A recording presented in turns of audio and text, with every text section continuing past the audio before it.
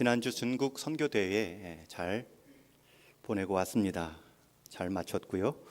중국에서 지금 이 상황 속에서는 선교대회를 할 수 없어서 태국의 북부 산악지대인 치앙마이라는 도시에서 한 주간 우리 세 나라에서 주로 왔는데 중국 대륙 지도자와 또 한국교회 선교사님들 또 화교권, 미국을 대표로 하는 화교권 사역자들이 한 80여 명 모여서 서로 배우고 누리고 잘 섬기는 귀한 시간 갖고 왔습니다.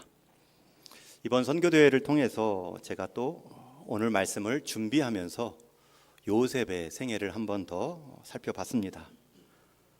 제가 목회자로서 선교지를 방문할 때마다 이 요셉의 심정을 갖고 찾아가기 때문입니다. 또 2016년도 상반기에도 제가 이 요셉의 본문을 갖고 요셉의 꿈이라는 시리즈 설교를 한 적도 있습니다. 그때 당시에는 이 꿈이라는 주제로 요셉의 삶을 살펴봤죠. 실제로 요셉은 그의 인생에서 고비마다 꿈을 통해 새로운 전환점을 맞이합니다. 오늘 본문에서도 요셉은 꿈을 봤고요. 그 꿈 때문에 또 형들에게 시기를 받아 미움받아 멀리 팔려갑니다. 그런데 그 팔려간 자리에서 또 꿈을 해석해 주었기 때문에 바로의 꿈 자리까지 나아갈 수 있었고 결국은 처음 받은 그 꿈이 이루어지는 것을 보게 됩니다. 그런데 오늘부터는 몇 주간 이 꿈을 주제로 한 요셉의 생애가 아니라 그 꿈의 실현인 요셉이 준비한 창고, 사실 요셉이 총리가 된 후에 가장 중요한 역할을 했던 것이 바로가 꿈꾸었던 바로 그 내용을 해석할 뿐만 아니라 그 해석에 대한 대안도 제시했기 때문에 바로는 이 요셉을 총리로 삼아 풍년의 7년 기간 동안 요셉이 창고를 짓게 했고 그 담아둔 창고에 가득한 곡식 때문에 이어져 7년의 흉년을 잘 대비하며 지킬 수 있었습니다.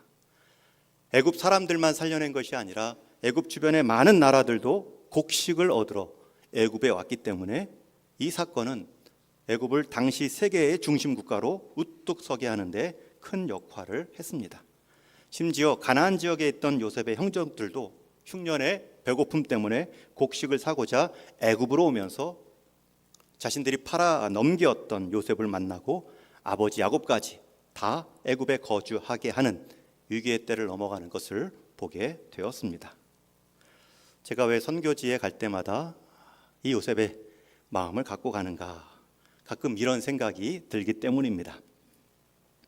제가 동인교회 2003년 중국 선교사로 파송을 받고 앙친령 포함해서 7년까지 사역을 마무리하였습니다. 그리고 중국에 계신 다른 선교사님보다 먼저 한국에 나오게 되었지요. 제가 파송교회였던 우리 동인교회를 섬겨야겠다라고 마음먹은 계기는 당시 제가 안식년을 지날 때 우리 동인교회는 조금 아팠습니다. 교회가 아팠고 그 교회를 바라보는 제 마음도 아팠지요. 그래서 부임할 때 위임식 중에도 제게 답사 순서를 주셔서 제가 드린 답사의 핵심은 아프게 하지 않는 목회를 하겠습니다 라는 약속을 드렸지요. 그리고 벌써 15년이 지났습니다. 안 아프셨는지요? 때로는 좀 아프게 해서라도 좀 교회를 강하게 키우시지요 라는 여러 말씀도 들었습니다. 아무튼 그렇게 초반에 2003년 파송을 받고 2009년 6년의 사역과 2010년 위임 받으며 한국 목회로 사역 전환을 할 때에 중국에 남아있던 선교사님들이 흔쾌히 보내주셨습니다. 제 남은 자리를 팀 사역 하시던 선교사님들이 채워주셨고 지금까지 기쁨으로 함께 동역의 관계 이루어 오고 있습니다. 그리고 제가 2010년에 동인교회 부임하여서 정확히 3년이 지난 2013년에 중국에는 시진핑이라는 지도자가 집권합니다. 그리고 바로 종교강화법을 시행합니다. 종교강화법은 기독교만 탄압하는 것이 아니라 모든 종교를 탄압합니다. 교회는 십자가가 뜯겨졌고요. 이슬람은 하루 5번 드리던 그 기도의 소리들을 스피커를 다 떼게 만들었습니다. 선교사님들이 추방되기 시작했고 현지 중국 교회는 탄압받기 시작했습니다. 그리고 정확히 2023년 10년이 지난 작년의 모습을 보면 제가 속했던 우리 총회 선교회 중국 선교사님들 500명 중에 450명이 자발적, 비자발적으로 추방되었습니다.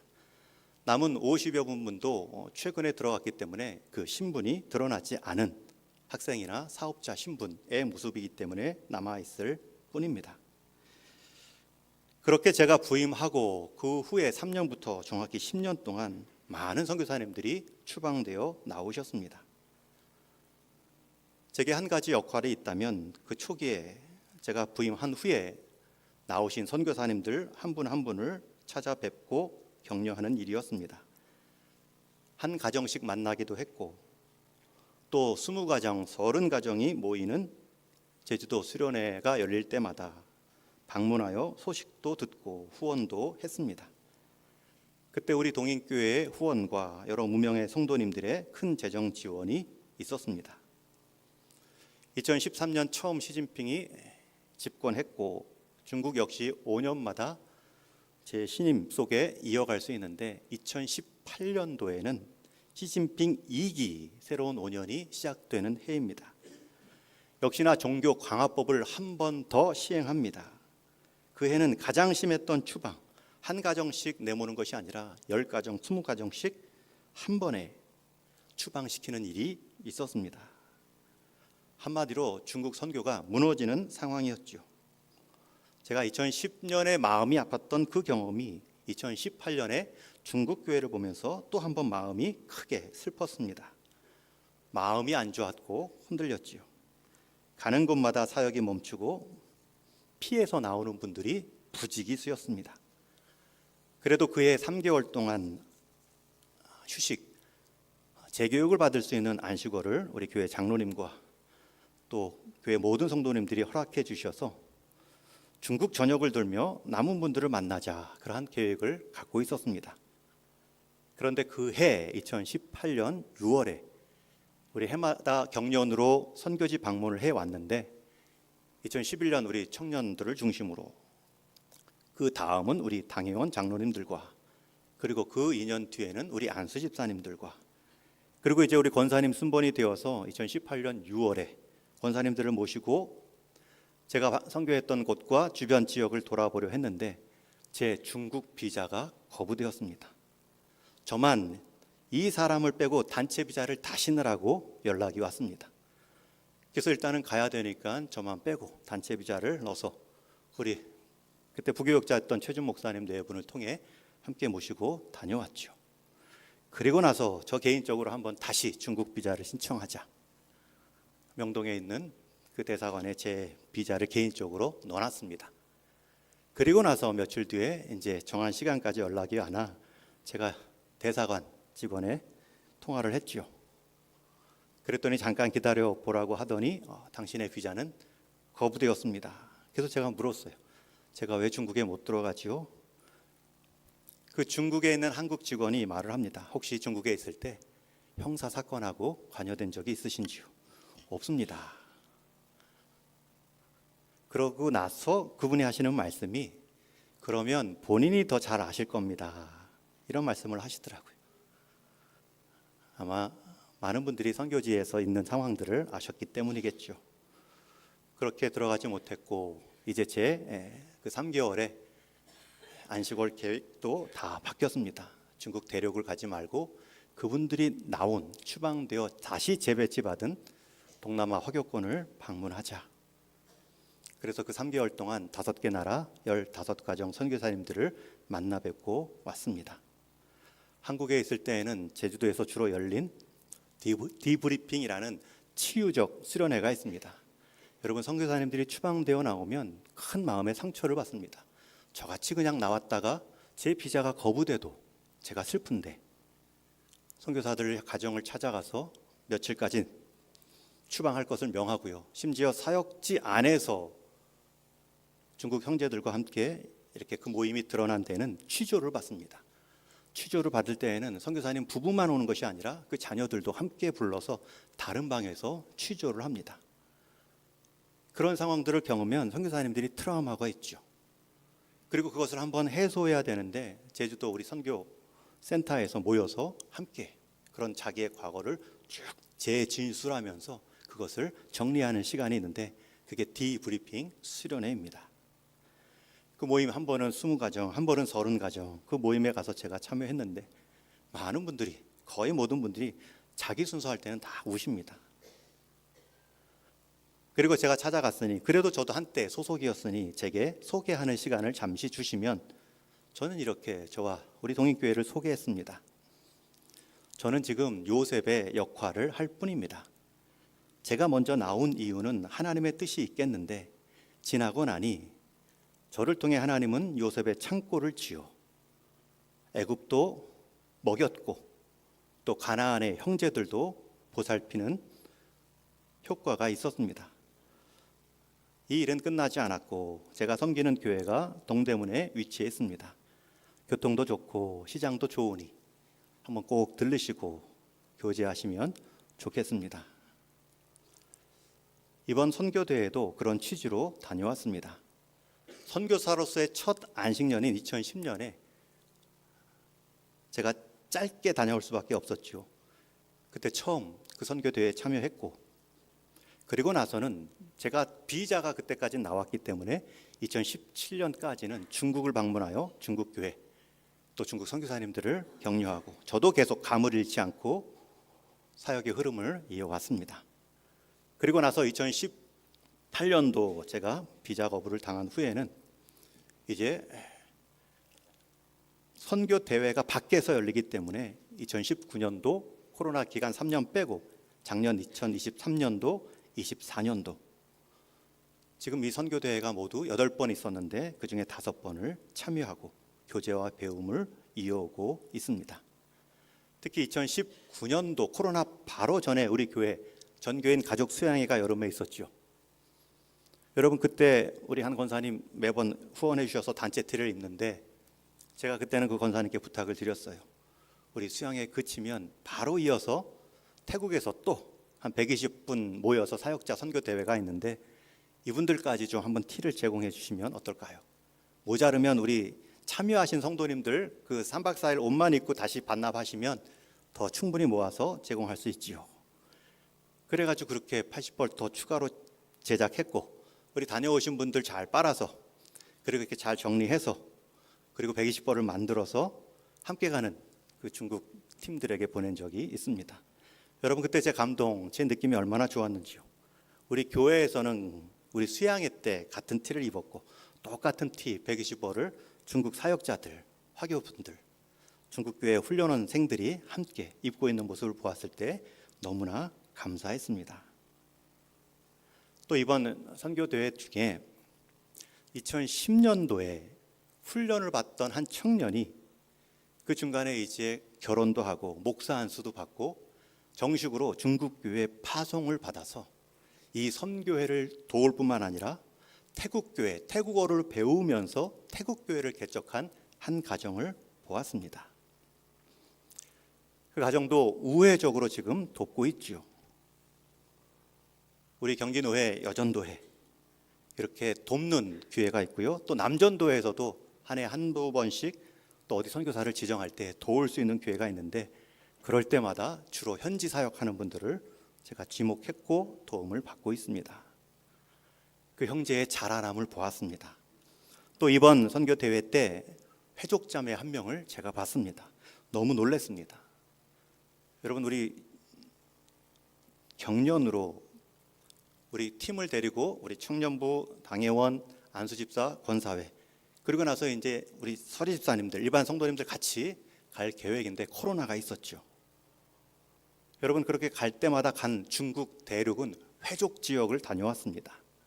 서안부터 회족 중심의 사역들, 회족이라는 말은 중국 소수민족 중에 나는 이슬람 교도입니다 라는 자기 정체성이 있는 사람들입니다. 그런 사람들을 대상으로 저는 중국 선교를 준비해 왔는데 거기가 막히자 이 선교 대회를 통해서 그것도 회족 자매가 예수님 믿는 것도 귀한 일인데 저는 이 예수님을 위해 선교사가 되겠습니다. 그 3개월의 기간을 훈련받은 자매를 봤습니다. 그래서 제가 연락처를 받았고요. 또 교제할 기회가 있습니다. 이처럼 지금도 하나님의 일은, 하나님의 꿈은 하나님의 사람들을 통해 하나님의 집 안에서 이루어져 가고 있습니다. 그런데 그 하나님의 꿈과 하나님의 집은 요셉처럼 한 개인에게 꿈을 주시고 그 꿈의 실현인 요셉의 창고를 통하여서 그가 보냄받은 사람들만 살리는 것이 아니라 그를 박해했던, 미워했던, 그를 보냈던 그 형제들의 집안까지 살려내므로 하나님의 약속의 언약이 잘 계속 이어져 갈 수 있는 모판을 제공하는 데 요셉의 생애가 쓰임을 받습니다. 여러분, 저는 이 요셉 인생만 하나님께 쓰임받고 그 인생이 하나님의 창고로 쓰임받는 것이 아니라 여러분이 다 그리스도를 믿어 하나님의 자녀가 되었다면 여러분 인생을 통해 하나님은 여러분을 인생 창고로 삼아 주변 사람들을 살리기를 원하십니다. 여러분이 지금 속한 그 자리가 요셉처럼 가기 싫고 형제들의 미움받아 혹 가 있는 자리라 할지라도 여러분, 그 자리는 하나님이 모르는 자리가 아니고 하나님이 버린 자리가 아니라 하나님이 뿌려놓은 자리입니다. 지금 여러분의 가정과 일터, 여러분의 환경은 내가 어쩔 수 없어 처하고 있는 사람들에게 의해 버려진 자리가 아니라 하나님에 의해 뿌려진 씨앗의 자리임을 잊지 마십시오. 오늘 그렇게 쓰임받은 요셉의 첫 장면이 바로 37장입니다. 창세기는 모두 50장으로 되어 있는데 37장부터 나머지 50장까지의 내용이 이 요셉 한 인물의 삶입니다. 거의 3분의 1에 가까운 분량으로 이 요셉의 생애가 기록되어 있죠. 하나님은 한 인생의 생애를 어떻게 부르시고 다루시는가를 보여주는 귀한 본문입니다. 창세기 마지막 50장의 내용은 요셉이 110세가 되어 애굽에서 죽어 입관하는 모습으로 끝이 납니다. 그 전에도 그는 유언을 남기지요. 나는 여기 애굽에 묻히기를 거부한다. 후에 너희들이 애굽을 떠날 때에 내 해골을, 내 유골을 메고 나아가라. 그리고 400년 후에 모세가 출애굽할 때에 실제로 이 요셉의 유골을 챙겨 나갑니다.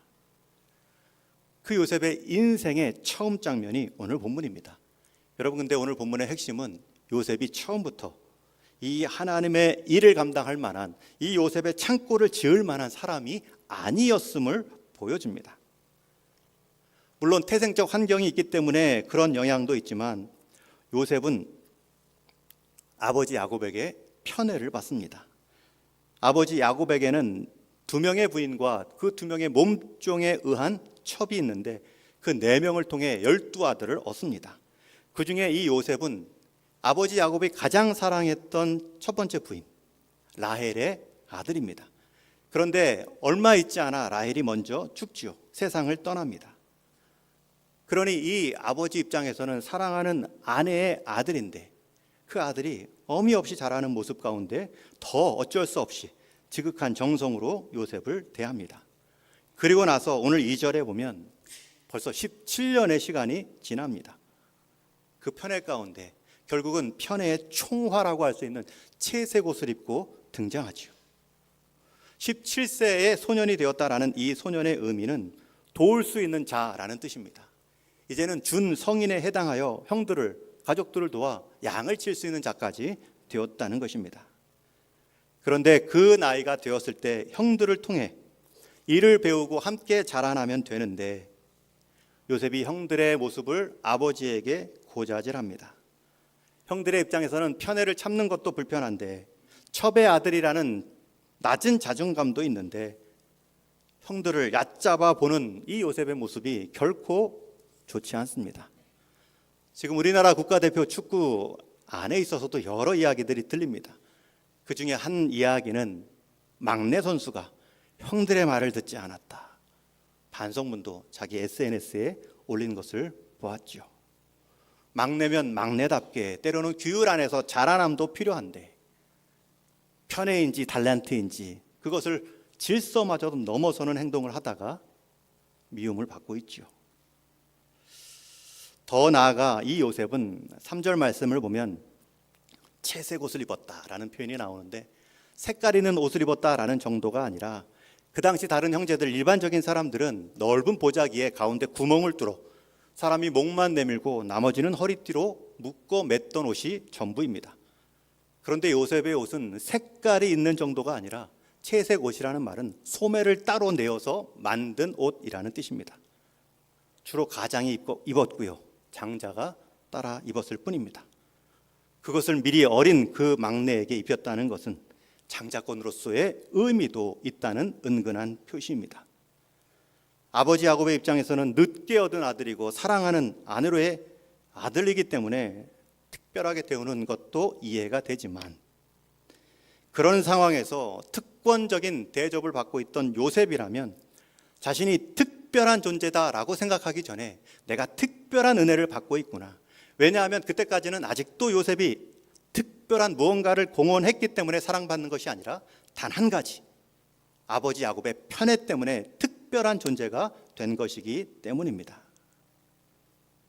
그렇다면 특별하게 대우받지 않는 형들을 더 살폈어야 되죠. 부지런히 자신들의 약점을 고자질하듯 아버지께 일러바치는 요셉의 행동이 형제들에게 좋아 보일 리가 없습니다. 심지어 4절에 보면 형들이 아버지가 형들보다 그를 더 사랑함을 보고 그에게 편안하게 말할 수 없었더라. 가장 형제들끼리 흉금 없이 터놓고 자라나야 될 그 시간 가운데 편안하게 말할 수 없다.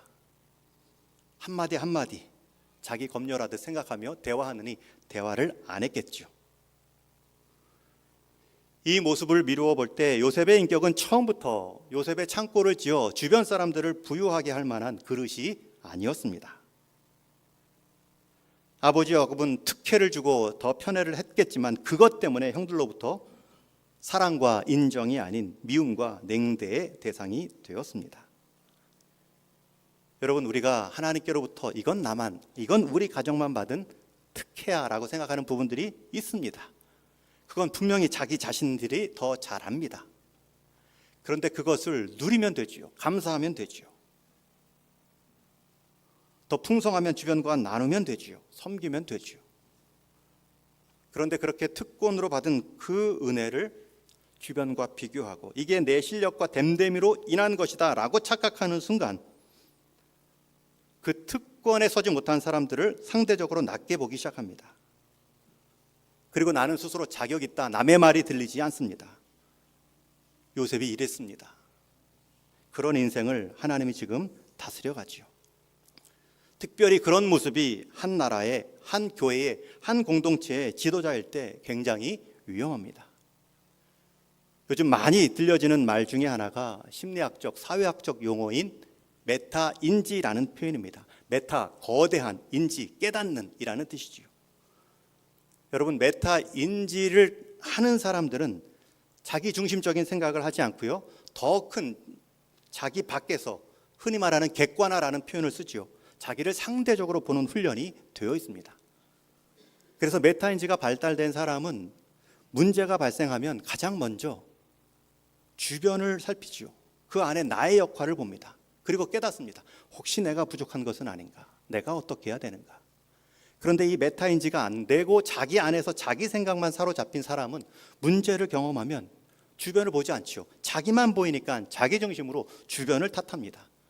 모든 원인이 밖에 있습니다. 그렇게 탓함으로 자기가 돌아보고 성장할 기회를 잃어버립니다. 여러분, 우리 성도는 메타인지 정도가 하는 사람이 아니죠. 더 높은 데서 나를 내려보는 정도가 아니라 우리 성도는 하나님의 마음과 하나님의 시야로 내가 지금 당한 문제와 내가 받고 있는 이 은혜, 달란트들을 보는 사람입니다. 그러니 받은 은혜가 클수록 하나님을 기억하는 것이고요. 또 그 하나님이 계시기 때문에 내가 당한 어려움이 크다 할지라도 이 하나님 안에서의 사건으로 볼 수 있는 능력이 있습니다. 하나님 없이 보는 사람들은 그 무게에, 그 눌림에 깔리지요. 그 문제 앞에 사라집니다. 그러나 메타인지를 넘어서 하나님의 의식과 마음을 갖고 있는 사람들은 그 하나님 안에서 이 사건, 이 사람, 이 상황들을 해석할 힘을 갖습니다. 요셉은 지금 그 훈련을 받고 있습니다. 그 준비가 되어 있지 않습니다. 그저 내가 자격이 있는가 보다 나 중심으로 형제들을 판단했고 그 편애를 유지하려고 아버지에게 고자질하는 어린 아들이었을 뿐입니다. 그런 상황에서 5절 말씀에 보면 하나님이 주신 귀한 꿈을 또 다른 형제들 마음 시기일투 일어나는 일에 사용하지요. 요셉이 꿈을 꾸고 자기 형들에게 말하매 그들이 그를 더욱 미워하였더라. 요셉이 꾼 꿈은 자기 밭에서 자기 곡식단을 향해 형들의 곡식단이 절을 하는 모습입니다. 이 말 듣고 좋아할 형들이 어디 있겠습니까? 아무리 축구를 잘하면 뭘 합니까? 전술을 듣지 않는데요. 패스를 안 하는데요. 형들의 반응도 즉각적으로 나타났습니다. 평소에 요셉을 바라보고 있던 그 속마음들이 8절에 나타나죠. 그의 형들이 그에게 이르되 내가 참으로 우리의 왕이 되겠느냐? 참으로 우리를 다스리겠느냐? 그리고 이어지는 표절에 보면 8절 하반절에도 그의 꿈과 그의 말로 말미암아 미워했다. 그가 꿈 내용도 싫어했지만 그것을 말하는 그의 말도, 그의 존재 자체도 미워했다 말하죠. 이게 한 번이 아닙니다. 4절에도 그를 미워하여 5절에도 그를 더욱 미워하였더라. 그리고 8절에서도 그를 더욱 미워하더니. 그 꿈 얘기했을 때 형들의 반응을 봤으면 하나님이 또 꿈을 주셨을 때 잘 단속하고 잘 다스리면 되죠. 그런데 또 한 번 꿈을 꿀 때에도 똑같이 부모님 아버지 야곱에게도 말합니다.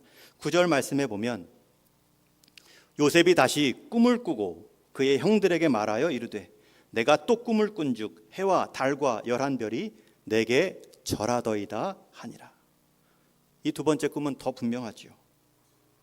해와 달로 상징되는 부모님과 형제들 11별이 절을 합니다. 단 차이가 있다면 앞에 곡식단은 땅에 속했지만 이 해, 달, 별은 하늘에 속해 있습니다. 절하는 대상이 이제 가족을 넘어서서 애굽 사람들도 절할 것임을 보여주는 사건입니다. 지금 요셉이 하나님께 비전을 받고 있어요. 하나님이 그 인생을 통해 일하실 것들을 그 당시에는 깨닫지 못할지라도 주셨습니다. 그 당시에는 기록된 말씀이 없기 때문에 하나님은 이 꿈을 통해서라도 한 사람 하나님의 뜻을 보여주십니다. 그러면 그 꿈을, 그 하나님의 말씀을 담을 만한 인격과 자람이 있어야 되죠. 자격 없는 자에게 그러한 일들을 이루시는 하나님의 은혜가 있다면 자기 신분과 역할에 대해 생각하며 깨어 있어야 되죠. 이제는 사적으로만 생활할 것이 아니라 공적인 자리로 준비되어지는 큰 그릇이 되어야 되죠. 큰 공적인 직분을 받았는데 여전히 사적인 수준으로 자라날 때 항상 어려움이 있습니다. 요셉이 받은 꿈은 컸고요, 특권은 많았습니다. 아버지께 특권, 하나님께 비전을 받았습니다.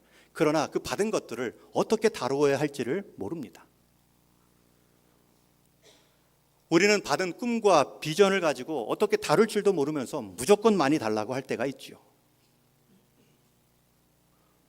우리 인생의 최대치의 삶은 최상의 것을 요구하는 것이 아닙니다. 내 역할, 내 자리에 맞는 최적의 삶으로 준비되는 것이 내 인생의 최대치입니다. 이것 준비되지는 않고 최상으로만 지금 요셉은 꿈꾸고 살아가고 있습니다. 하나님이 주신 은혜가 내 삶에 더욱 구체적으로 누림이 될수록 겸손해지는 것이 마땅한데 지금 요셉은 그것을 자기 자랑의 도구로 내세움의 기회로 사용하고 있습니다. 그러나 하나님의 은혜는 멈추지 않죠. 그 요셉을 이제 빚어가기 시작합니다. 그 아버지 야곱을 야곱되게 하신 하나님께서 그 아들 요셉도 결국 그 비전에 합당한 그릇으로 요셉으로 만들어 가시죠. 그러나 그 이전에 우리 역시 이 연약한 요셉의 상황에 처할 수 있습니다. 혹시 여러분들 가운데도 나 중심의 소심한 인격, 아무 관계에도 맺을 수 없는 지혜 없음, 나 중심의 믿음과 생활만을 중시 여기고 살아오셨는지요?